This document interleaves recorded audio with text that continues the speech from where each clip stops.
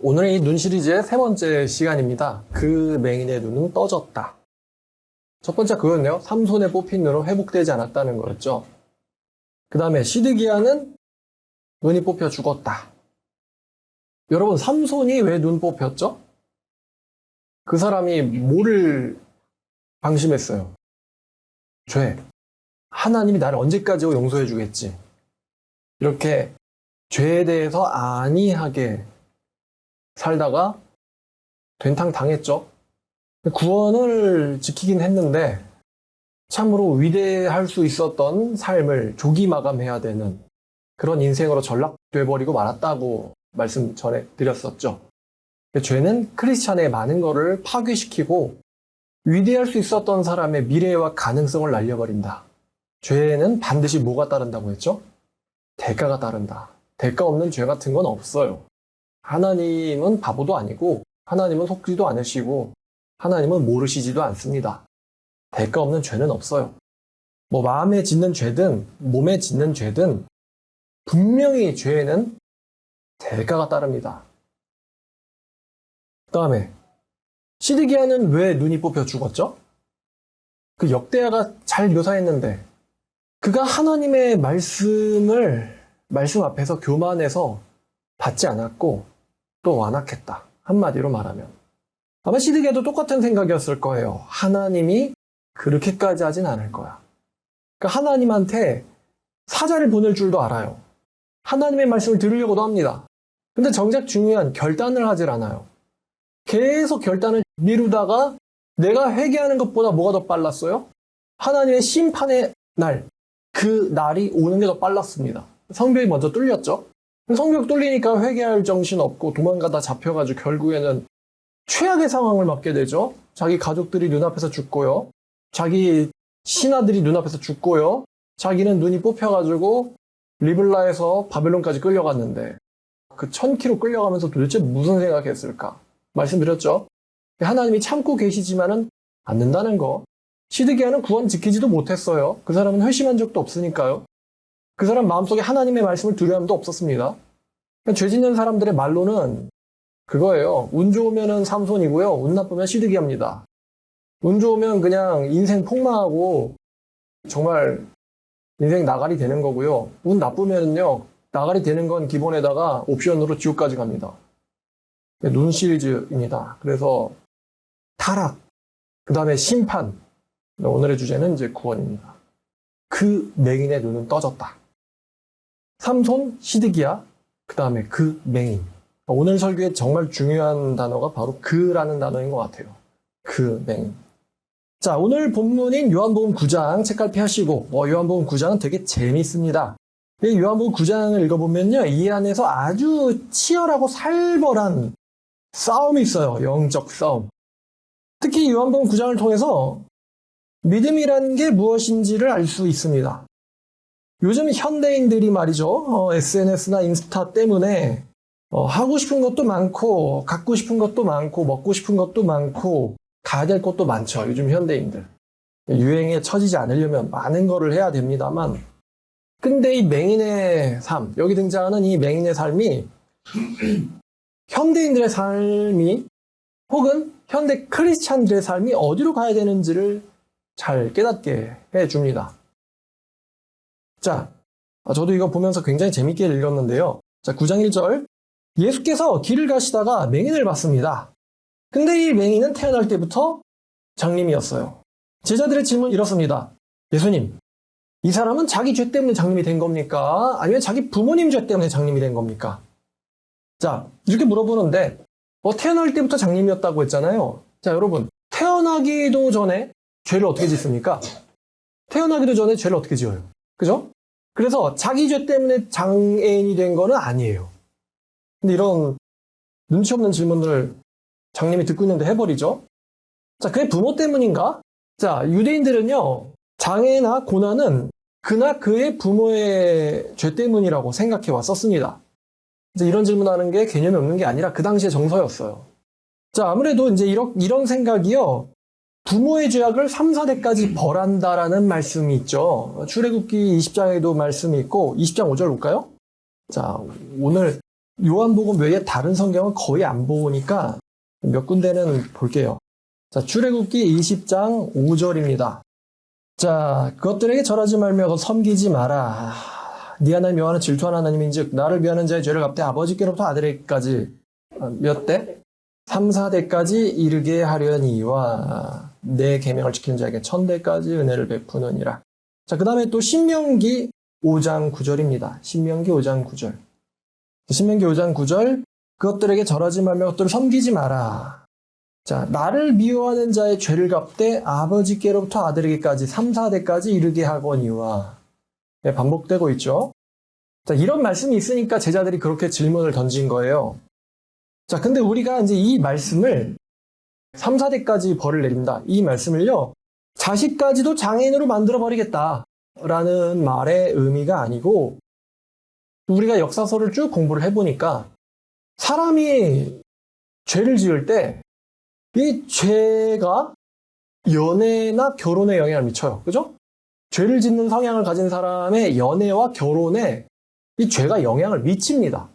그러면 이제 행복한 결혼을 할 수 없다고 했어요. 그러면 이런 가정이 죄가 결혼에 영향을 미치고 연애에 영향을 미치고 또 죄가 이 가정이 교육에 영향을 미치고 이게 가정 환경까지 영향에 미쳐가지고 자식들 심지어는 손자나 증손자에게까지 이 죄의 영향력이 전달된다 라는 의미지 하나님께서 아빠가 죄인이니까 자식아 손자야 증손자야 한번 죽어봐라 이렇게 나오시진 않는다는 거예요.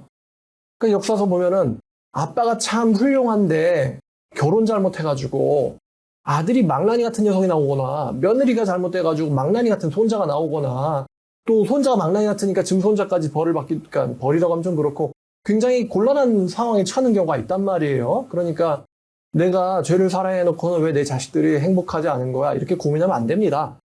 자, 반대로 뭐 한나 같은 경우는 한나는 굉장히 좋은 엄마였죠. 남편도 좋은 사람이었어요. 그래서 그 두 부부한테 누가 나왔다? 사무엘이 나온 거예요, 사무엘이. 다윗도 그렇잖아요. 다윗이 그 왜 이방 왕의 딸을 잘못 맞아가지고 거기서 누가 나와요? 압살롬이. 그래서 그 녀석 머리에서 뭐가 나왔어요? 형제 죽이고 아빠 죽여보자. 이런 발상이 나왔고 들키니까 도망가. 그래서 어디로 도망가요? 엄마네 고향으로 도망가요. 그런 발상 다 어디서 나온 거야? 엄마한테서 나온 거예요.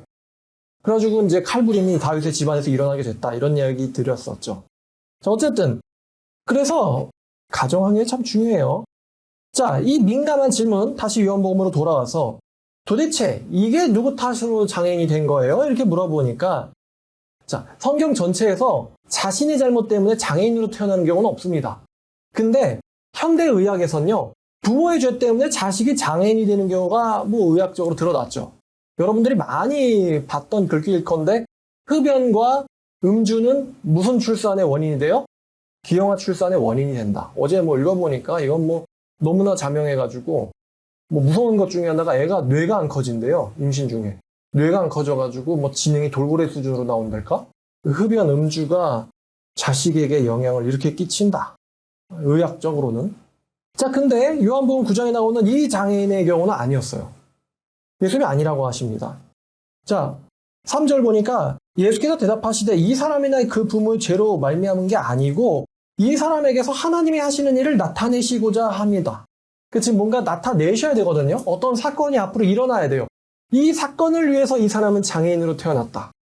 이 사건을 위해서 이 사람은 장애인으로 태어났다. 하나님께서는 사람의 유전자가 형성되기도 전부터 개입하십니다. 그 출애굽기에 보면 이런 말이 있어요. 모세가 나 파라오한테 못 갑니다. 그랬더니 하나님 뭐라고 말씀하셨냐면은 누가 사람의 입을 지었느냐? 누가 말 못하는 자나, 누가 못 듣는 자나, 누가 눈 밝은 자나, 누가 맹인을 지었느냐? 나 여호와가 아니냐? 이렇게 말씀하시거든요. 하나님께서는 출생 이전부터 이미 개입하세요, 우리에게. 근데 이 사람은 장인으로 태어났어요. 그러면 도대체 이 사람에게서 하나님의 일을 나타내고자 이 사람은 장애인으로 났다. 이 말의 의미는 이제 오늘 설교를 쭉 들어보셔야 됩니다. 자, 예수님께서 4절을 보니까 때가 낮음에 나를 보내신 이의 일을 우리가 하여야 하리라. 밤이 오리니 그때는 아무도 일할 수 없느니라. 요즘은 밤인 것 같아요. 너무들 안 믿어. 증거가 이렇게 많은데, 예수님 믿을 증거가 이렇게 많은데도 안 믿어요. 요즘 참 믿게 하기가 힘든 시대입니다. 자, 내가 세상에 있는 동안은 세상의 빛이로다. 이 말씀을 하시고 땅에 침을 뱉어서 진흙을 이겨 그의 눈에 바르시고 이르시되 실로암 못에 가서 씻으라 하시니 실로암은 번역하면 보냄을 받았다. 라는 뜻이라 이에 가서 밝은 눈으로 씻고 밝은 눈으로 왔더라. 밝은 눈으로 왔더라. 자, 그 실로암으로 보내셨다. 번역하면 보내다라는 뜻인데 왠지 요한의 말을 보니까 이 실로암 못 근처에 이 맹인이 있었다는 것도 우연은 아닌 것 같아요. 그러니까 예수님께서는 실로암이라고 이름하는 못에 이 장애인을 보내고 싶으셨던 모양이에요. 성경 사복음서에서 예수님이 장님을 고치는 방법이 4가지가 나옵니다. 첫 번째가요, 마태복음 10장을 보니까 만지신다는 게 있어요. 만지신다. 장님의 눈을 만지신다. 이거 보면서 이제 우리 예수님 참 스킨십 좋아하시는구나. 따뜻한 분이에요. 따뜻한 남자야. 자, 그 다음에 두 번째는 마가복음 8장에서 그 사람 눈에다가 침을 뱉고 안수한다. 그 사람 눈에다가 침을 뱉고 안수한다. 이거 영화를 어떻게 만들지, 이거? 그죠? 우리 예수님한테서 그려지기 힘든데? 자, 침을 뱉고 안수하는 경우가 있습니다. 예수님한테 침 맞으면 고쳐지네. 자, 세 번째는 마가복음 10장인데요. 말씀만으로. 그 여리고의 소경의 이름이 바디메오인데, 다윗의 자손이여 불쌍히 여기소서. 그러니까 네가 낫기를 원하느냐? 네, 보기를 원합니다. 그래, 가라. 네 믿음대로 되라. 세 번째 방법은 그냥 말씀만으로. 말씀만으로. 예수님이 고치는 방법이 다양해요. 만지기만 할 때도 있고요. 눈에 침 뱉고는 안수해 주실 때도 있고요. 그 다음에 말씀만으로 고쳐버리실 때도 있고요. 그 다음에 이제 오늘 4번째 방법인데, 진흙에다가 침을 뱉어가지고 진흙을 이깁니다. 진흙을 이길 정도면은 꽤 많이 해가지고 양눈에다가, 눈이 둘 다 멀었잖아요. 그러니까 양눈에다가 붙이려고 하니까 4번째 방법입니다. 진흙에 침으로 이겨가지고 눈에 발라서 가서 씻고 씻어라. 정확하게는 씻어야 해. 씻어라. 4번째 방법. 근데 왜 이제 저는 방법에도 관심이 있는 거죠. 왜 4번째 방법을 쓰셨을까, 오늘? 그냥 말씀만도 가능하고요. 침 쓰실 거면 그냥 눈에다 침 뱉어도 가능한데요. 대기만 해도 가능한데요. 이번에는 진흙을 발라버린 다음에, 왜냐면 제 생각에요. 침을 뱉으신 이유는 눈에 진흙을 붙이기 위함이에요. 진흙을 붙이기 위함이고, 진흙을 붙인 이유는 가서 씻게 만들려는 거예요. 가서 씻게 만들려고. 자, 이 요한복음 9장의 치료의 특징은 앞에 1, 2, 3번은 예수님 눈앞에서 치유가 일어납니다. 1, 2, 3번은. 대고, 그 다음 침 뱉고 안수하기, 그 다음에 그냥 말씀으로. 이거 눈앞에서 치유가 일어납니다. 근데 4번째 방법은요, 치료자인 예수님으로부터 환자를 떨어뜨리게 만든다는 데 있어요. 환자를 떨어지게 만든다는 데 있다. 실로암 못에 가서 씻어라. 맹인에게 어려운 일이겠지만 평생을 맹인으로 산 사람에게는 물고 물어서 가는 거는 맹인으로 평생을 살아야 하는 거에 비하면 사실 아무것도 아니겠죠? 자, 그래서 잘 보니까, 자, 7절에 보니까 예수님의 명령이 뭐예요? 씻으라라고 했죠? 씻으라. 근데 7절 마지막에 보니까 이 사람이 가서 씻고 맨 마지막 단어가 뭐예요? 맨 마지막 단어가 왔더라. 그러니까 4번째 치료의 특징은 환자를 치료자에게서도 떨어뜨리는 데 있는데, 이 사람이 갔다가 다시 뭐 했어요? 왔어요. 근데 잘 보면 예수님이 오라는 말은 안 하셨어요. 씻으라고만 했죠. 씻으라고 했죠. 오라고는 안 했습니다. 근데 이 사람은 씻고 왔단 말이죠. 왔어요. 만약에 눈이 떠졌다. 예수님에게 올까 안 올까? 왜 이 장님은 예수님을 다시 찾아왔지? 자, 여러분 한번 가정해 볼게요. 어떤 사람이 여러분에게 서류 케이스를 맡겼어요. 서류 케이스를 주면서 가져라. 묵직한데요? 가지래요. 그래서 집에 가서 열어봤는데 이 케이스 안에 10억이 들어있는 거예요. 자, 그럼 여러분은 이 서류 상자를 가지라고 한 사람에게로 갈까요? 안 갈까요? 갈까 안 갈까? 안 갑니다. 왜? 괜히 갔다가 뭐를 시킬지 아니면은 돌려달릴지 모르거든요. 가지라 그래서 가졌는데 거기 10억 있었어. 안 가죠, 여러분. 마찬가지예요. 눈을 가서 씻으라는데 떠줬단 말이에요. 10억보다 더 기쁜 일이 일어났죠. 평생 장님이었는데 보이는 거예요, 세상이. 밝게 보이는 거예요, 밝은 안과. 근데 이 사람이 와 보인다 이러더니 이제 그 감격을 이제 이렇게 억누르고 예수님을 찾아왔어요, 다시. 자, 이 맹인이 실로암으로 안 갈 가능성도 있었어요. 예수님이 끌고 간 게 아니기 때문에. 열왕기하 5장을 보면 5장 9절 비슷한 사건이 하나 있는데 5장 열왕기하 5장 9절입니다. 자, 나아만이 아람의 왕의 이제 부하예요. 나아만 장군 유명하죠. 말들과 병거를 거느리고 이르러 엘리사 집 문에 서니 엘리사가 사자를 그에게 보내 이르되 너는 가서 요단강에 7번 몸을 씻어라. 네 살이 회복되어 깨끗하리라 하는지라. 나아만이 노하여 물러가며 이르되 내 생각엔 이 사람이 내게 와서 서서 하나님 여호와 이름을 부르면서 그의 손을 내 부위에 흔들어 나병을 고칠까 생각했다. 다메섹의 강들이 이스라엘 모든 강보다 낫지 아니하냐. 내가 거기서 몸을 씻으면 깨끗하게 되지 아니하리 하고 몸을 돌려 분노하여 떠나는데 종들이 와서 말하되 이것보다 더 어려운 일 시켰어도 하지 않았겠습니까? 씻어 깨끗하게 하라는 그 말이 뭐가 어렵겠습니까? 그래가지고 나아만이 그 하나님의 사람의 말대로 요단강에 7번 몸을 담궜더니 그 살이 회복돼서 어린아이같이 되었더라. 깨끗하게 되었더라. 나아만도 보니까 화가 나가지고 안 가려고 그랬었죠. 떠나보내는 방식이에요. 이 사람이 와서 나를 영접하고 나에게 뭐 손을 대든지 어떤 의식을 벌일 줄 알았는데 그냥 자기 사자를 보내. 오지도 않고 하는 말이 요단강 가서 씻어라. 그러니까 이제 내 환부를 살펴보지도 않고 이렇게 말해? 그러니까 이제 이 사람이 나 그냥 아람으로 돌아갈래. 뭐 이런 그랬는데 이제 종들 때문에 이 사람이 고쳐졌죠. 자, 이렇듯 이 맹인이 안 갈 수도 있었어요, 실로암으로. 근데 이 떠나보내는 행위, 예수님의 치료 방식 중에서 떠나보내는 행위는요, 상대의 믿음이 행동으로 드러납니다. 앞에 1번부터 3번까지의 치유 방식, 손대거나 침뱉거나 아니면은 뭐 말로, 이거는요, 병자의 앞에서 치유가 일어나기 때문에 낫고 싶어요 라는 그 사람의 발언 외에는 믿음을 확인할 길이 없습니다. 뭐 실제로 예수님 앞에 나왔다가 그냥 그대로 잠적한 인간들이 꽤 있죠, 성경에. 그냥 예수님 앞에 잠적하는 사람들 꽤 있었어요. 근데 이 맹인은 보냈는데 실로암으로 갔습니다. 그러니까 이 맹인은 갔다는 거에는 뭐가 있었어요? 마음속에 믿음이 있었다라는 게 있죠. 믿음이 있었다. 예수님은 왜 진흙을 눈에 붙여줬다고요? 가서 씻게 하려고 떠나보내는 게 목적이었어요. 맹인은 이 진흙에 어떤 효능이 있는지 뭐 효능이 있는 줄 생각했을 수도 있죠.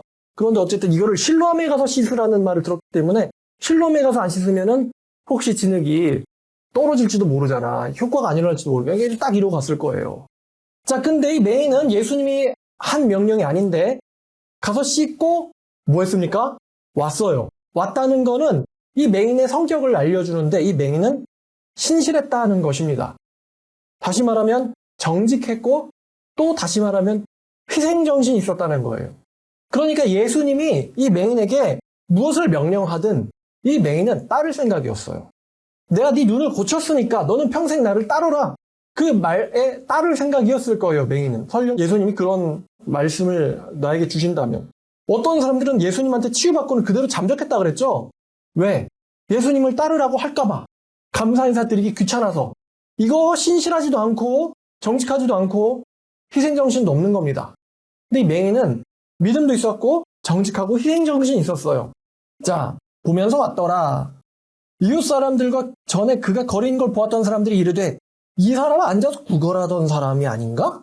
어떤 사람은 그 사람이다라고 하고 어떤 사람은 아니다. 그랑 비슷하게 생기고 딴 사람이다 라고 자기 앞에서 이런 말을 하고 있습니다. 자, 유대인들 생각에 장애인으로 태어났다 그러면 하나님한테 뭘 받은 자예요? 저주받은 자. 그러니까 이게 부끄러워서 숨기고 살 수도 있었는데 그 사람은 자기가 맹인이었던 자라는 걸 시인했어요. 그죠? 내가 바로 그다 라고 하니 이 맹인은요, 정직했던 거죠. 너 장님이었던 주제라는 말을 들을까봐 조용히 살 수도 있단 말이에요. 근데 내가 장님이었던 그 사람 맞습니다. 이렇게 말했단 말이죠. 근데 실제로 이 맹인이 나중에 네가 장님이었던 주제라는 말을 들어요. 되게 사람 아프게 하는 말이죠. 자, 그들이 물었습니다. 자, 10절 그들이 묻되 어떻게 네 눈이 떠졌느냐. 굉장히 뭐야? 그 사람 맞잖아. 어떻게 눈이 떠졌어요? 대답하여 이르되 예수라는 그 사람이 진흙을 이겨 내 눈에 바르고 나더러 실로암에 가서 씻으라 하기에 가서 씻었더니 보게 되었다. 정확하게 진술을 하죠. 그들이 이르되 그가 어디 있느냐? 예수님이 어디 있느냐 하니까 알지 못하노라. 그러니까 예수님이 그 자리를 뜨셨어요. 그죠? 예수님이 그 자리를 뜨셨다. 맹인이 예수님을 만났던 자리에 왔는데 예수님이 그 자리에 안 계셨습니다. 자, 그래서 사람들이 그 맹인을 데리고 바리새인에게로 갑니다. 병이 고쳐지면은 바리새인에게 가서 확인받는 거. 이거는 이 당시에 중요한 법칙 중에 하나예요. 근데 예수님이 왜 자리를 뜨셨을까? 예수님, 지금은 부재 중입니다. 왜 뜨셨을까? 이거 저는 제 생각에 이게 아마 시험이었던 것 같아요. 시험. 하나님이 사람 시험하지 않는다. 뭐 그런 말도 있는데, 예수님이, 그러니까 이거예요. 도대체 이 맹인을 통해서 뭔가를 말씀하시고 싶었던 걸까?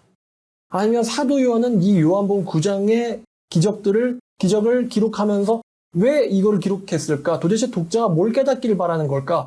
어떤 이벤트가 일어나야 되는데 그 이벤트를 우리에게 보여주기 위해서 예수님은 이 자리를 뜨셨어야 됐어요. 자, 그래서 예수님이 없으니까 사람들이 이 사람을 데리고 바리새인으로 가는데 여기서 이벤트가 일어납니다. 자, 바리새인들이요, 논쟁을 하기 시작했어요. 자, 14절 보니까 하필이면 이 눈을 뜨게 하신 날이 안식일이었대요. 그러므로 바리새인들도 그가 어떻게 보게 됐는지를 모르니 맹인이 똑같이 이야기하죠. 맹인이었던 자가 그 사람이 진흙을 내 눈에 바르매 내가 씻고 보나이다 하니 바리새인들끼리 논쟁이 일어나요. 어떤 사람은 야, 이 사람은 안식일을 지키지 아니하니 하나님께로부터 온 자가 아니다라고 하고, 또 어떤 사람은 죄인이 어떻게 이런 일을 할 수 있겠느냐. 그러니까 하나님의 사람이냐 아니냐 가지고 예수님에 대해서 논쟁이 일어난 거예요. 자, 그런데 자기들끼리 논쟁해봤자 답이 안 나니까 17절 이에 맹인되었던 자에게 다시 묻되 그 사람이 네 눈을 뜨게 한 게 맞냐? 그는 어떤 사람이냐라고 하느냐? 대답하되 선지자니이다 하니.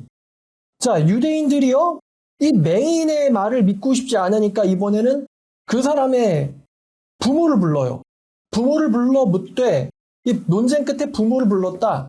이게 뭐냐면 맹인의 말을 믿고 싶지 않았기 때문이에요. 왜냐하면은 예수님을 믿고 싶지 않으니까 예수님이 행하신 이적은 인정하고 싶지 않은 거예요. 예수님은 이적을 행한 자여서는 안 돼요. 그래서 이 사람이 거짓말을 하고 있을 수가 있다라고 생각하고는 부모를 부른 거예요.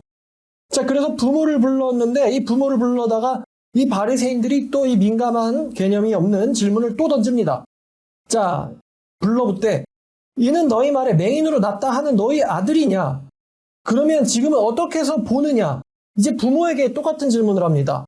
그랬더니 부모가 대답하여 이르되 이 사람이 우리 아들인 것과 맹인으로 난 것을 우리가 아나이다. 그러나 지금 어떻게 해서 보는지 또 누가 그 눈을 뜨게 했는지는 우리는 알지 못하나이다. 그에게, 자, 여기 보니까 이 사람이요, 이 부모들이 이 사람이 우리 아들이고 그가 맹인으로 태어났다는 것을 우리는 알고 있다. 여기까지가 문제 없는 대답이에요. 문제가 없는 대답. 이 정도의 대답은 큰 문제가 없을 대답입니다.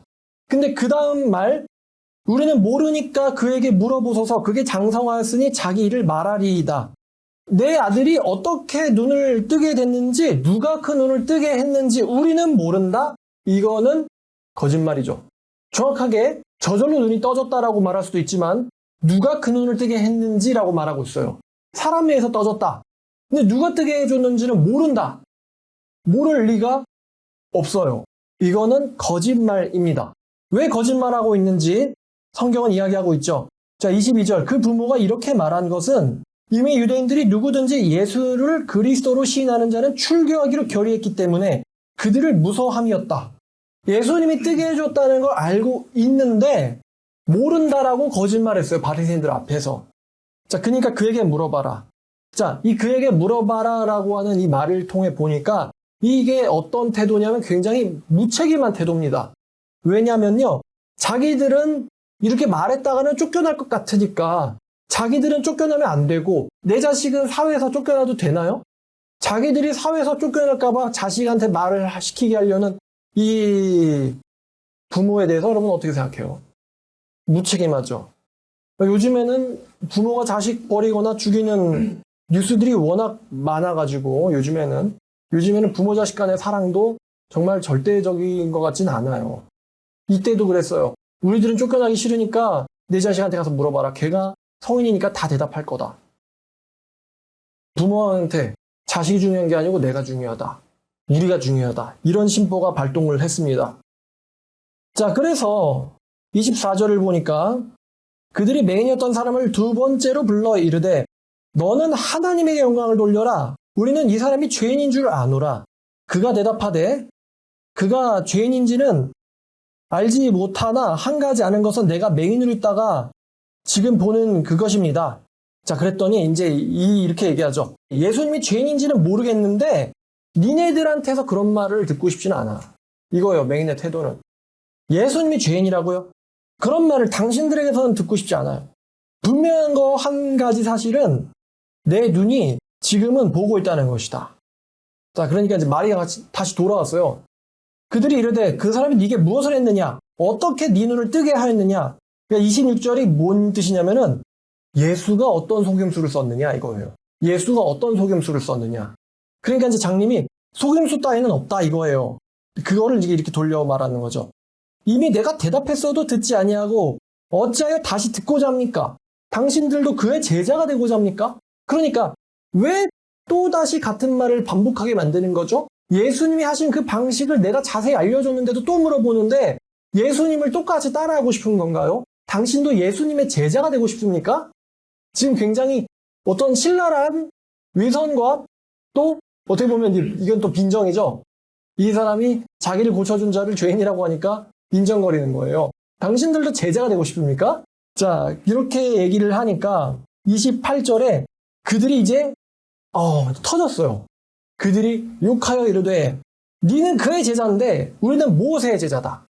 하나님께서 모세에게 말씀하신 줄을 우리는 알지만 이 사람은 어디서 왔는지를 알지 못하노라. 그러니까 하나님은 모세에게 말씀을 주셨는데 예수에게 있는 말씀과 이적은 어디서 왔는지 우리는 모른다. 다시 말하면은 아마도 하나님에게로부터 왔겠지만 우리는 그거를 인정하고 싶지 않다는 거죠. 자, 그러니까 30절에 이 맹인이었던 사람의 반응이 이렇습니다. 그 사람이 대답하이르되 이상하다. 근데 이게 이상하다인데 영어나 언어를 보면요. 마벨러스예요. 놀랍다. 충격적이다. 놀랍다. 근데 지금 뭐가 놀라우냐면은 지금 내 눈이 떠진 사건이 놀라운 게 아니고요. 이렇게 명백한 이적이 내 앞에 내게 일어났고 그것을 당신들이 알게 되었음에도 불구하고 믿지 않는 게 굉장히 놀랍구나 라는 거예요, 지금. 굉장히 놀랍다. 그 사람이 내 눈을 뜨게 해주었는데 당신들은 뭐냐면 이 병자의 고쳐짐을 확인하는 사람들이잖아요. 당신들이 그 사람이 어디서 왔는 것을 모른다고 하는 게 참 놀랍다. 왜 나도 아는데 평생 동안 길에서 구걸하던 나도 알고 있는 것을 평생 동안 신학을 공부하고 성경을 공부하신 바리새인들 하나님께로부터 오신 것을 확인하는 당신들은 모른다고 얘기하니 너무나 놀랍지 않습니까? 안 믿어지는 게 정말로 놀랍구만 이런 거예요. 자, 31절 하나님은 죄인의 말을 듣지 않고 경건하여 그의 뜻대로 행하는 자의 말을 들으시는 줄을 우리가 아나이다. 그러니까 이게 뭔 얘기냐면은 너네가 예수님을 가리켜서 죄인이라고 하는데 죄인은 너네들이고 내 눈을 뜨게 해주신 예수님은 의인이야. 니네가 왜 예수님을 죄인이라고 해? 이런 거죠. 만약에 예수가 죄인이라면은 내 눈을 뜨게 했을 리가 없다. 뜨게 했을 수가 없다. 창세 이후로 맹인으로 난 자의 눈을 뜨게 했다는 말을 우리가 듣지 못하였으니 이 사람이 만약에 하나님께로부터 오지 않았더라면 아무것도 못했으리라. 예수님은 하나님께로부터 온 자가 맞고 그분은 의인이다. 근데 그분을 모른다? 그분은 죄인이다라고 말하는 너네가 바로 죄인이다. 그러니까 이제 당연히 욕하고 있는 사람한테 그런 말을 던지니까 폭발을 하죠. 바리새인들이 완전 폭발해가지고 자 그들이 대답하여 이르되 네가 온전히 죄 가운데서 태어나서 우리를 가르치려 드느냐 하고 쫓아내어 보내니라. 그 자리에서 바로 출교시켜버린 거예요. 자 바리새인들의 멘탈과 논리가 다 막혔어요. 지금 여기 보면 바리새인들이 멘탈도 터졌고요. 논리도 다 막혀서 할 말이 없어요. 장님이 한 말, 창세후로 장님의 눈이 떠졌다는 말을 우리가 들어본 적이 없는데 이 창세후로 없었던 일이 지금 일어나는데 이게 하나님께로부터 온 사람이 아니면 이건 일으킬 수 없는 일이다. 그리고 그분은 죄인일 리가 없다.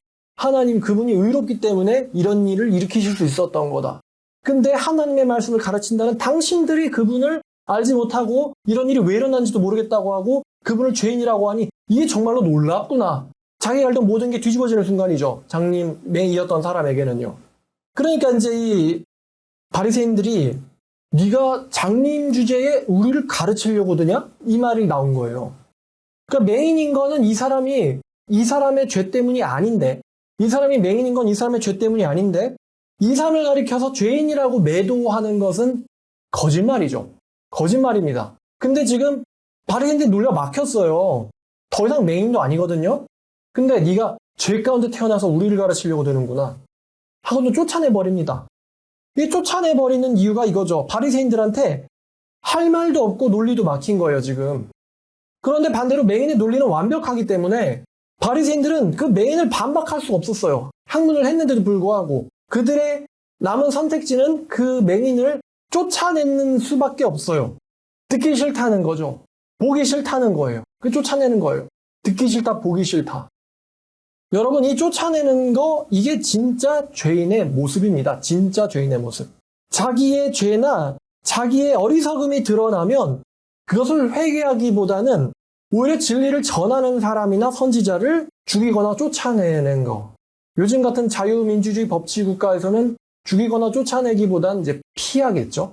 진리의 말씀을 듣지 않고 피하는 거. 이게 진짜 죄인의 반응이에요. 자, 이 이벤트가 정말로 중요한 이벤트예요. 바리새인과 이 맹인의 정말 살벌한 칼싸움이 있죠. 살벌한 칼싸움이 있었어요. 보이지 않는 영적인 전투가. 이 맹인이 쫓겨나는 것을 아시고 예수님께서 찾아오셨습니다. 자, 35절. 예수께서 그들이 그 사람을 쫓아냈다라는 말을 들으시고는 그를 만나서 이르시되. 자, 이게 쫓겨났을 때 이제 찾아오셨다. 요거는 이제 지극히 의도적인 행동이시죠? 그죠? 지극히 의도적인 행동이세요. 자, 첫 번째 질문이 이것입니다. 네가 인자를 믿느냐? 이 인자를 믿느냐? 다니엘서 7장을 가보면요. 자, 요한복음 책갈피하고 다니엘서 7장. 이 인자라는 단어는 원래 다니엘서에서 온 거거든요.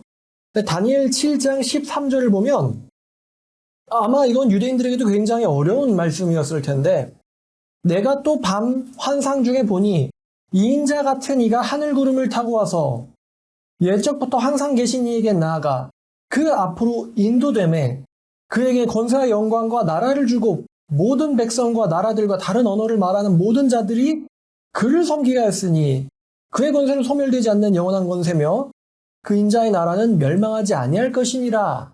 여기 인자 같은 이가 다니엘의 환상 가운데 등장해야 하는데 이 인자가 뭐냐면 사람들과 하나님 사이의 중보자, 인간들의 대표예요. 하나님과 사람들 사이의 중보자가 다시 말하면 이제 메시아를 가리키는 단어예요. 인자가. 다니엘서에 등장한 인자가. 하나님과 사람들 사이의 중보자이자 사람들의 왕, 인자예요.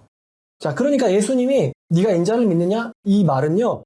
너는 하나님이 보내신 중보자, 그 사람의 아들 메시아를 믿느냐 이거예요. 중보자, 곧 사람의 아들이신 중보자 메시아를 믿느냐.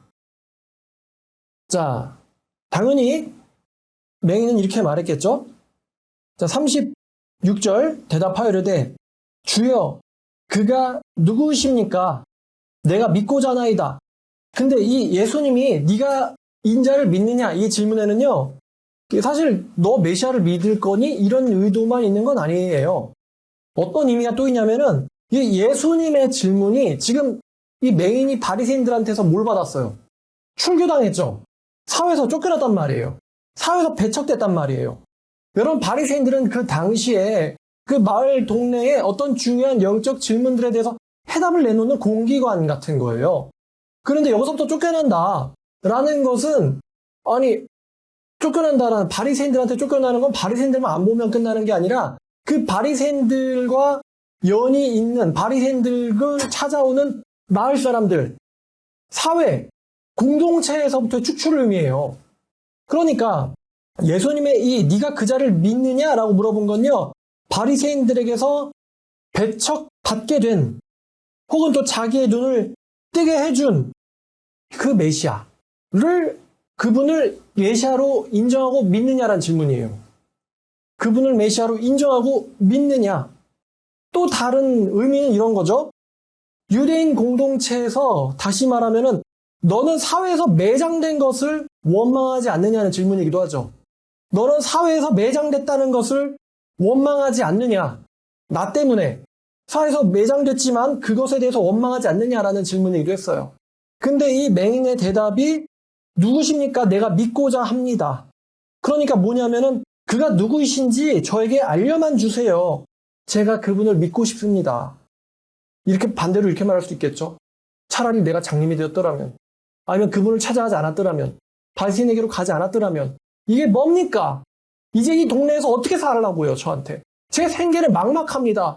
누가 저에게 구걸을 해주겠습니까? 누가 저에게 적선을 해주겠습니까? 저는 망했어요. 라고 말할 수도 있는데 맹인이 이렇게 말하죠. 제가 믿고자 합니다. 자, 그랬더니 예수님이 그가 나다 이렇게 말하실 수도 있는데요. 재미있게도 네가 지금 그를 보았거니와 지금 너와 말하고 있는 자가 그 자니라. 이렇게 대답하십니다. 네가 보고 있고 네가 말하고 있는 자가 바로 그 자다. 자신을 타정하고 있죠, 지금 예수님이. 재밌는 대답이에요. 자, 그러자 이 맹인이었던 사람이 내가 믿나이다 주여 하고는 절하는지라. 이 맹인이 이걸 하고 싶었을 거예요. 예수님을 다시 찾아간 이유가 예수님에게 영광 돌리고 절하고 싶어서. 자, 이 그가 절하는 광경 가운데서 예수님께서 이렇게 말씀하십니다. 예수께서 이르시되, 이제 이거는 맹인에게 하는 말이 아니죠. 대중에게 하는 말입니다. 예수께서 이르시되 내가 심판으로 이 세상에 왔으니 보지 못하는 자들은 보게 하고 보는 자들은 맹인이 되게 하려 함이라 하시니. 이 지금 맹인이 절하고 있는 가운데서 지금 하신 말씀이에요. 맹인은, 보는 자는 맹인으로 만들고 맹인은 보게 만들러 내가 왔다. 근데 이게 단순히 그냥 눈에 보이다라는 의미만 있는 건 아닌 것 같고요. 여러분, 알아보다라는 단어가 있잖아요. 그가 왕이시라는 것을 알아보았다. 여러분, 그 거린 행색을 하고 있던 사실 그자가 왕이었다는 것을 그 사람 알아보았다. 자, 그럼 그 다음에 그 사람의 행동은 어떻게 돼야 되죠? 절하는 거죠. 아니, 여기 어인 일이십니까? 하면서 절하는 거죠. 다른 사람들은 뭐야? 왜 거지한테 절을 해? 이러고 있겠죠. 자, 지금 이 인자, 사람들의 왕 중에 왕이신 분에게 이 맹인이 절합니다. 지극히 당연한 거죠. 근데 다른 사람들은 이상하게 생각을 하고 있어요. 맹인은 알아보았어요. 그가 왕이시라는 것을. 그런데 다른 사람들은 알아보지 못합니다. 이분이 왕이시라는 것을. 알아보는 자와 알아보지 못하는 자. 내가 맹인은 보게 하려고 왔고 보는 자들은 맹인 되게 하려고 왔다. 보는 자들은 맹인 되게 하려고 왔다. 이거는 문자적인 말이 아니죠. 왜냐하면 예수님께서 이 사람들의 눈을 멀게 하지 않았으니까. 그럼 역으로 못 보는 자를 보게 하러 왔다. 이거는 문자적인 말과 동시에 이중적인 의미가 있는 거예요. 이 사람은 눈으로 볼 수 있는 것 외에 뭔가를 또 보고 있는 거예요. 그게 뭐냐면 이분이 메시아라는 거, 왕이시라는 거, 구원자시라는 거, 이거를 알아본 거예요, 이 사람이. 예수님의 말씀이 본다는 사람들이 그거를 못 알아보게 하려 내가 왔다. 그러니까 바리새인들 중에 예수와 함께 있었던 사람들, 거의 반은 스파이 같은 녀석들인데, 아니면 예수님과 같은 편이라고 하는 사람일 수도 있어요. 예수님과 같은 편이라고 자칭 예수 편이라고 하는 사람이 이렇게 말하는 거예요. 아니, 그러면 우리도 맹인인가? 이렇게 말합니다. 지금 우리가 보고 있는데 우리가 맹인이라는 소리입니까? 그러니까 예수님께서 너네가 만약에 맹인이 되었더라면 죄가 없겠지만 너희들이 보고 있다고 하니 너희의 죄가 그대로 남아있느니라. 이렇게 말씀하시고 요한복음 9장이 끝납니다. 자, 이 주님을 맹인은 알아보는데 보고 있는 사람들은 주님을 알아보질 못해요. 그리고 예수님께서는 이 불능인 자들, 불능인 자들은 구원을 받아야 할 자들, 이 사람들은 메시아를 필요로 하기 때문에 메시아를 믿게 되지만 난처한 일을 겪지 않는 사람들, 난처한 일을 겪지 않는 사람들은요, 내가 아직 난처하지 않다고 생각하는 사람들, 내게 아직도 능력이 있다고 생각하는 사람들은요, 메시아를 필요로 하지 않기 때문에 심지어 메시아가 자기 바로 앞에 있고 자기와 대화를 하고 있어도 그 메시아를 인식하거나 받아들이지 못하기 때문에 구원을 체험하지 못합니다. 여러분, 우리가요, 이런 생각할 수 있는데, 우리 정말 요즘에 이제 구원받았어요. 구원이 중요합니다. 거듭나야 돼요. 라는 얘기할 때 이 구원이 영혼 구원이잖아요. 근데 여러분, 이 맹인인 사람에게 와서 네가 구원받았느니라 이 말이 무슨 의미가 얼마나 있겠어요. 이 맹인인 사람에게 와서 눈을 보게 하는 것과 영혼 구원되는 것을 떼어서 생각할 수 있을까요? 없어요, 여러분. 왜냐하면 우리는 사람입니다. 우리는 뭔가가 필요해요. 사람이기 때문에 뭔가 필요합니다. 전쟁에서 난처한데, 전쟁에서 지금 죽게 생겼어요. 전멸되게 생겼습니다. 근데 그때 선지자가 와서 당신 거듭나셨네요. 생명책 이름이 기록됐습니다. 근데 전쟁 나서 죽으세요. 이거는 아니죠. 그죠? 구원이 이르렀다라고 할 때 그 구원은요, 영혼 구원만을 의미하지 않고 영혼 구원을 포함하고 육체적인 문제까지도 해결됩니다. 우리는 하나님한테 구원을 사모하는데 그 구원을 사모하는 이유가 지옥 가기 싫어서죠. 지옥 가는 게 무서워서예요. 근데요, 실제로 하나님은요, 우리를 지옥에만 보내시지 않고 천국에만 보내실 수 있는 분이 아니라 실제로 우리가 처해 있는 문제마저도 해결할 수 있는 분이다라는 것을 믿는 믿음이, 예수님은 내게 그리스도시고 구원자시다라는 것을 믿는 믿음과 반드시 같이 결합됩니다. 이걸 분리시킬 수가 없어요. 하나님이 살아계시다라는 말을 성경에서 우리는 정말 많이 봅니다. 살아계시다라는 게 뭐죠, 하나님께서? 그분이 하늘에서 생명책에 내 이름을 기록만 할 줄 아시고 실제로 이 현세에 개입할 수 없는 하나님, 않는 하나님이라면 살아계신 하나님이라는 말을 쓰지 않습니다. 살아계신 하나님이라는 것은 현세에 정확하게 나한테 개입하시는 하나님을 우리가 살아계신 하나님이라고 합니다. 근데 그 살아계신 하나님을 믿지 않고 단지 지옥에만 가기 싫어서 보통 예수님을 그렇게 찾아요. 여기 나오는 본문처럼 보는 자는 보지 못하게 만든다. 예수님의 말씀을 눈앞에서 듣고 있는데도 이분이 어떤 분인지를 인지를 못하는 거예요. 본다고 생각하기 때문에, 우리에게 능력이 있기 때문에, 우리가 아직 살만하기 때문에, 우리가 이 맹인처럼 난처한 상황까지, 끝장 최악의 상황까지 가지 않았기 때문에 하나님이 내 인생에 개입할 필요는 아직까지는 없으세요. 그러니까 돈은 내가 벌어야 돼요. 내가 치사하게 살아야 되고요. 내가 저 경쟁사에서 내가 수단 방법 가리지 않아야 돼요. 하나님은 내 영혼만 구원해 주시면 되는 거예요. 아니면은 지옥에 내가 세상을 쫓으면서 살아도요, 지옥만 안 가게 하면 되는 거예요. 나 예수를 믿어요. 이런 식으로 잘못 생각하고 있는 거죠. 제 사례를 보든 이 맹인의 사례를 보든 하나님께서 살아서 현실 가운데서 내 문제에 역사하시는 것을 보면서 하나님의 살아계심을 맛보아할지어다. 그를 인정하는 자는 복이 있도다라고 다윗이 말한 거예요. 지금 다윗 얘기 나왔지만 다윗이 영혼 구원만 받은 사람은 아니잖아요. 그 사람의 그 시는 대부분 탄식이에요. 대부분 살려달라는 이야기예요. 현실 속의 문제에 심각하게 노출되어 있는 사람이에요. 나라의 국방부가 자기 한 명 죽이겠다고 쫓아와요. 나라의 왕이, 대통령이 자기 하나 잡겠다고 쫓아와요. 엄청나게 난처한 사람이에요. 난처한 상황이에요. 나를 구원해 주소서 할 때 여기서 이 구원을 우리가 이 사람이 지옥 가기 싫다고 영혼 구원 해달라고 얘기하는 것보다 이렇게만 볼 수 없다는 거죠. 우리의 죄를 용서해 주시는 예수님과 우리의 삶 가운데 역사하시는 살아계신 하나님을 믿는 거랑 분리할 수가 없단 말이에요. 그러니까 죄산 받았어요 라고 얘기하면서 현실에서 내 마음대로 내 능력으로 살아가는 사람들, 이거 말이 안 됩니다. 죄삼을 정말 받았으면요, 그 사람은 하나님을 의지하면서 사는 사람이에요. 의지하면서 살 수밖에 없어요. 하나님이 살아계시다라는 걸 인정하지 않는데 그분이 내 죄를 용서하셨다는 건 어떻게 믿습니까? 제가 왜 수험생 때 간증에서도 얘기했지만 왜 하루에 16시간이라는 시간 중에서 대부분의 시간을 성경을 먼저 받게요. 왜냐하면 내 인생을 인도해 주는 자가 대학도 아니고 내 인생에 성공을 주는 게 대학도 아니고 하나님 인도해 주시고 하나님이 성공을 준다는 것에 대한 믿음이 있었기 때문에 도서관 가서 아침부터 성경부터 보고 시작한 거예요. 하나님은 살아계시고 구원해 주실 줄 아시고 내 삶의 모든 문제를 파악하고 계세요. 자, 예수님의 마지막 이 멘트 9장 마지막 절요. 우리에게 진리가 이제 이 사람들의 이야기인데 이 사람들. 우리에게 진리가 넘친다고 생각하니까 진리가 중요한지를 모르고 또 현세대로 오면요. 교회가 소중한데요. 교회가 소중한 걸 모르고 교회 가치를 모릅니다. 마치 이 상황에서 예수님의 가치를 못 알아봤던 사람들처럼 말이죠. 진리가 중요하고 교회가 소중한데 또 설교자, 제가 제자랑 제가 소중해요 이런 말 하고 싶은 게 아닙니다. 진리의 설교자가 소중한데 그 가치를 모릅니다. 현대교회의 상태가 그렇죠. 성경책 소중하지 않습니까? 얼마나 소중해요. 이것 때문에 얼마나 많은 사람들이 목숨을 버렸습니까? 근데 현대인들한테 성경책이 그렇게 소중한 건가요? 목숨을 걸 만한 가치가 있습니까? 현대인들한테 성경책 그렇지 않아요.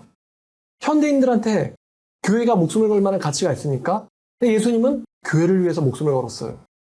그러니까 현대 교인들이 이것만 커지고 머리만 커지고 뭘 못해요? 회심을 못해요. 회심을. 예수님의 옆에 있던 바리새인들처럼 우리도 맹인인가? 우리는 모세의 제자다. 우리는 하나님한테서 말씀을 받았다. 그런데 그자의 기적은 어디서부터 왔는지 모르겠다. 아는 것만 하는데 회심이 안 일어나는 거예요.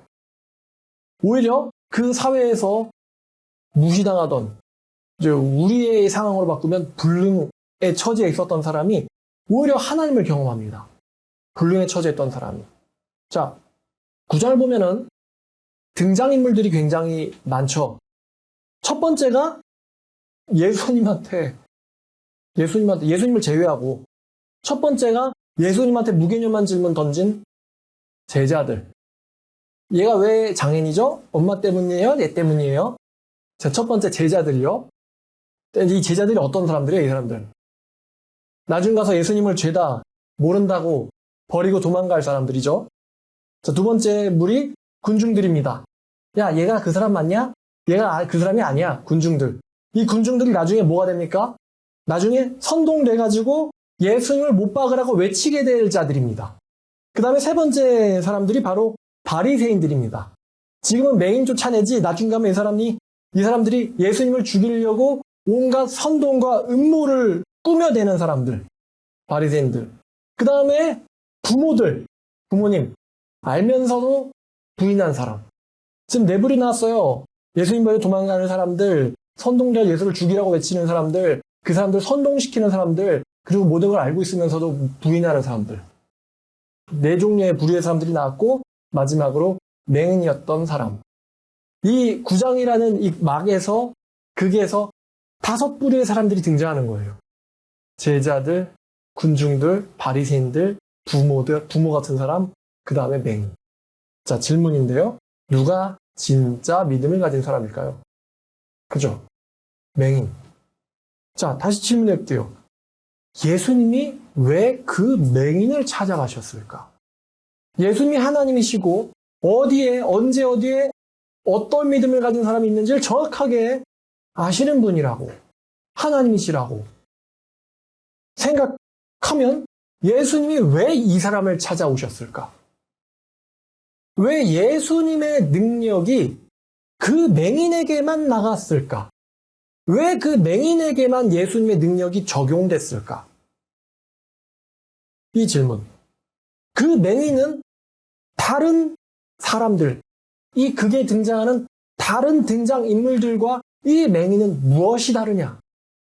좀 표현하면 이 맹인은 사회적 매장, 축출, 요즘 말로 이제 왕따, 무시, 멸시, 외면, 따돌림, 욕먹는 것, 이 모든 것을 감수하고 각오하고도 이 맹인은 두려움이 없었어요. 여러분, 왜 이 맹인의 눈이 떠졌는지 알겠습니까? 왜 이 맹인의 눈이 떠졌는지? 여러분, 예수님이요, 맹인의 눈을 뜨게 해주셨다. 지금 이 말을 하고 싶은 게 아니에요. 그 맹인의 눈이 떠진 겁니다. 오늘 설교 제목. 그 맹인의 눈이 떠졌다. 그 맹인의 눈이 떠진 거예요. 아무 맹인의 눈이 떠진 게 아니고요. 그 맹인의 눈이 떠진 겁니다. 예수님 말씀 하나 보면 누가복음 4장 25절을 보면요. 자, 누가복음 4장 25절부터 27절까지 보면 자, 내가 참으로 너에게 말하되 엘리야 시대에 하늘이 3년 6개월간 닫혀 온 땅에 큰 흉내 들었을 때 이스라엘에 많은 과부가 있었지만 엘리야 그 중에 한 사람에게도 보내심을 받지 않고 올 시돈 땅에 있는 사렙다의 과부에게만이었으며 또 선지자 엘리사 때에 이스라엘에 많은 나병 자가 있었지만 그 중에 한 사람도 깨끗함을 얻지 못했고 오직 수리아 사람 나만뿐이었다. 그럼 이 말씀이 이 맹인에게도 적용되겠죠? 맹인에게도. 예수님 당시에 많은 장애인들이 있었지만, 많은 맹인들이 예수님 시대에 있었지만, 단 4사건이 성경에 실립니다. 특히 이 요한복음 9장은요, 이 맹인을 치유시킨 이 스토리가 한 장 전체에 할당이 됐어요. 한 장 전체에 할애가 되었습니다. 이 맹인에게는 아마도 말입니다. 처음부터 믿음이 있었어요. 이 맹인에게는. 여러분 만약에 질문 하나 할게요. 이 맹인이 만약에 예수님보다 친구나 아니면 가족을 중요시 여기는 사람이었더라면 예수님이 이 사람 찾아오셨을까요? 그렇죠? 사회에서 축출되는 것을 두려워해. 부모에게서 외면당하고 친구들에게서 외면당하고 그 동네에서 외면당하는 것을 두려워하는 성격의 사람이었더라도 예수님이 이 사람을 찾아오셨을까요? 그렇죠?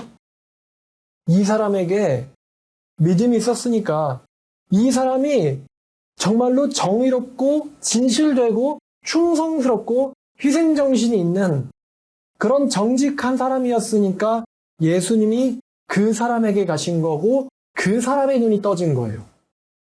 여러분은 예수님 시대에 있었던 그 흔하디 흔한 맹인입니까? 아니면은 본다고만 하는 바리새인입니까? 아니면은 신기해만 하고 많은 군중입니까? 아니면 알면서도 모른 척하는 부모입니까? 아니면 그 맹인입니까? 여러분은 어떤 부류의 사람이십니까? 또 하나 놀라운 거.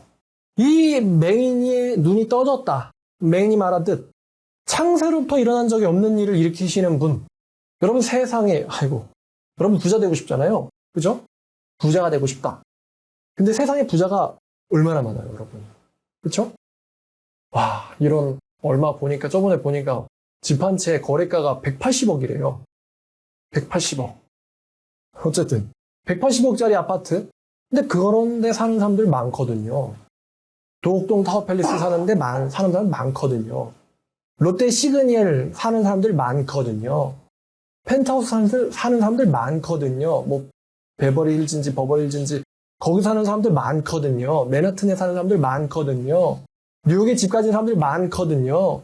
근데 맹인에게 일어난 일은 창세기로 일어난 적이 없는 일. 그죠? 부자가 되는 게 쉬워요? 맹인의 눈을 뜨게 하는 게 쉬워요? 부자가 되는 게 차라리 쉽죠. 이건 쉽고 어렵고가 아니고 불가능의 영역이죠.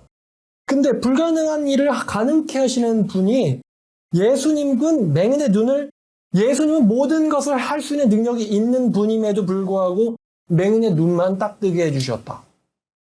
예수님이 우주를 창조하시는 분인데 야 이제 금은 보화는 필요하지 않니? 집은 어떡하니? 뭐 결혼 상대는? 아니면 뭐 자동차는? 예수님이 맹인에게 뭐든지 할 수 있거든요, 사실. 눈도 뜨게 하시는데. 근데 예수님이 맹인에게 눈만 뜨게 해주셨어요. 왜 그렇죠? 부나 권력이나 쾌락이나 그 무엇보다도 가장 강력하고 귀중하고 모든 것을 갖게 할 수 있는 능력이 뭘까요? 믿음이죠. 믿음이에요. 예수님 앞에 있었던 사람들 중에 부자도 있고 가난한 사람도 있고 잘난 사람도 있고 못난 사람도 있지만 뭘 가진 사람이 이 사람밖에 없었어요? 믿음을 가진 사람이 이 사람밖에 없었어요. 맹인은 믿음을 가진 사람이었고요. 다시 말하면 다 가진 사람이에요. 그에게 부족한 건 없었습니다. 여러분이 만약에 믿음을 통해서 뭔가를 갖기를 바란다면 그건 잘못된 거예요. 왜냐하면 믿음 자체가 다 가진 거거든요. 이 예수님이 하나님께로부터 오신 그 메시아다. 그 예수님이 나더러 그를 믿느냐라고 물어보셨다. 여기서 나는 그에 대한 믿음이 일어났다. 믿고자 합니다. 그 예수님이 하나님께로부터 오셨다. 여기서 이것을 믿는데 뭐가 더 필요할까요? 하나님은 살아계신 하나님이시고 역사하시고 개입하시는 하나님인데 그 하나님이 나에게 개입하시는 분이시라는 것을 내가 내 안에 믿음이 생겼는데 뭐가 더 필요할까요? 하나님 이건 이거고요. 이건 이거고요. 또 잘 때 필요한 거 다 필요하니까 그것도 주시고 이것도 주시고 하나님을 뭘로 보시는 거예요? 생각해 보세요. 상상해 보세요. 그 하나님이 살아계시고 나에게 관심을 가지시는 내 하나님이라는 것에 대한 믿음을 갖고 있는 거예요. 뭐가 더 필요할까요? 뭐가 더 필요할까? 여러분, 요즘 사람들, 도대체 저 요즘 사람들 뭐에 그렇게 관심 있는지 좀 이해가 잘 안 되는데요. 왜냐면 제가 인스타를 안 하거든요. 자기가 뭐 맛있는 거 먹었다. 내가 잘났다. 내가 뭘 가졌다. 내가 뭘 해봤다. 다 내가 이런 거 같아요. 인스타의 본질이. 안 해봐서 잘 모르겠지만 가졌다, 해봤다, 뭐 만졌다 뭐 이런 거 같은데 여러분 그거 인증하는 거거든요. 걔네들 인생이. 그게 부러운가? 필요한가요? 제가 인스타의 본질을 모르다가 최근에 좀 혹시 그건가? 여러분 그거 옛날에 여러분 우리 소시적에 야 너 그 미제 연필 가져봤냐? 나 있다. 미제 그 연필 그거 제대로 다 쓰지도 못하고 필터 앞뒤 가다가 이제 다 부러져가지고 미제 연필 뭐 일제 뭐 샤프 그거 초등학생들이 자랑 그거랑 본질상 뭐가 다르지? 그럼 미제 연필 가지면 인생이 바뀝니까? 예수님 말만 따라 음식은 앞으로 들어가서 뒤로 나가잖아요. 그거 먹어봤다? 그게 인생 바꿔줍니까? 갖고 있으면 인생이 바뀌어요? 그게 인지하는 게 뭐가 그렇게 부럽지? 그걸 뭘 이렇게 자랑하지? 나는 저한테 그게 없어서가 아니고 하라 그러면 되게 부끄러울 것 같은데. 여러분 믿음을 갖고 있는데 뭐가 부럽겠습니까? 그렇지 않아요? 그 당시에 헤롯도 왕도 빌라도 총독도 로마의 티베리우스 등 황제도 없던 게 뭐예요? 살아계신 하나님에 대한 믿음이죠. 심지어 지금 이때는 사도들조차도 갖고 있지 못했던 걸 이 맹인이 먼저 가져버렸어요. 뭐가 도대체 이 사람한테 필요할까요? 여러분, 사회적 매장, 축출, 외면과 따돌림, 그게 뭐가 무섭습니까? 하나님께 인정받는 거, 아니 여기 있는 말씀처럼 예수님께서 찾아오시는 거, 이거 하나면 된 거 아닐까요? 예수님이 찾아오셨다. 예수님이 찾아왔잖아요. 이 맹인은 말입니다. 근본부터가 달랐던 사람이에요. 이 맹인의 이야기를 다시 한번 우리가 지금 읽었는데 기도해야 돼요. 기도해야겠어요. 뭘 기도해야 되냐면은 나도 맹인처럼 용기를 달라고. 모든 것을 잃고도 잃어버린다 할지라도 두려워하지 않는 믿음을 달라고. 이 맹인처럼 변화를 겪게 해달라고. 사실 저는 이 맹인이 눈이 떠졌다라는 것도 되게 중요한데요. 이 맹인에게 있는 이 눈이 떠지기 전부터 있었던 그 믿음. 그 믿음의 이제 결과가 믿음이 있으니까 그냥 일어난 일이 눈이 떠진 거고. 그거보다 더 중요한 게 믿음이죠. 어느 누구도 갖고 있지 못했던 그 믿음을 갖게 해달라고. 내가 이 사회에서 친구들한테서 쫓겨나거나 외면당할지언정 예수님이 내게 찾아오시는 그런 사람이 되게 해달라고. 남들과 비슷하고 똑같은 수준이 아니라 예수님이 그 맹인을 찾아오셨잖아요. 그 인자가 이 사람을 찾아왔잖아요. 찾아오셨잖아요. 그 예수님이 찾아오시는 그런 사람이 되게 해달라고. 부모도 맹인을 이 사람을 버리려고 했고 친구도 동네 사람들도 오랫동안 존경해왔던 회당 선생님들조차도 다 그를 버렸는데 다 그를 버렸지만 예수님이 그 사람을 찾아오셨어요. 모든 걸 잃을지언정 믿음을 얻는 저와 여러분 되기를 주님의 이름으로 축원합니다. 기도하겠습니다.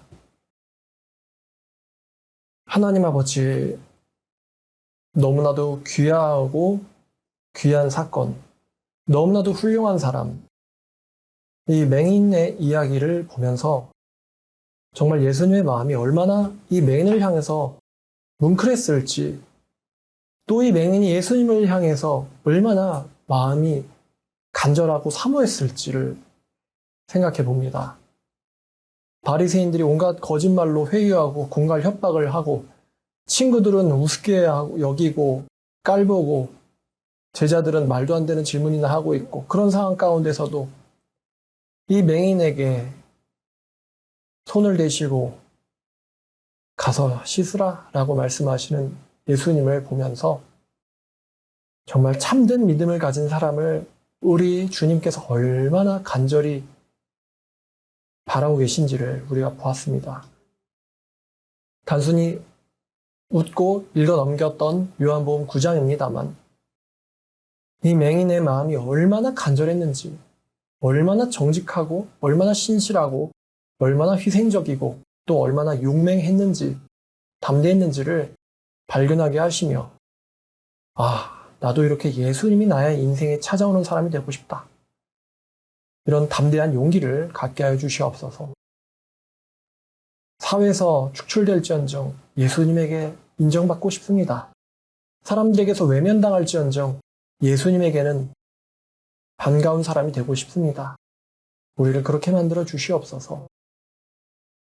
이 모든 말씀, 우리를 위하여 십자가 지신 예수님의 이름으로 기도드렸습니다.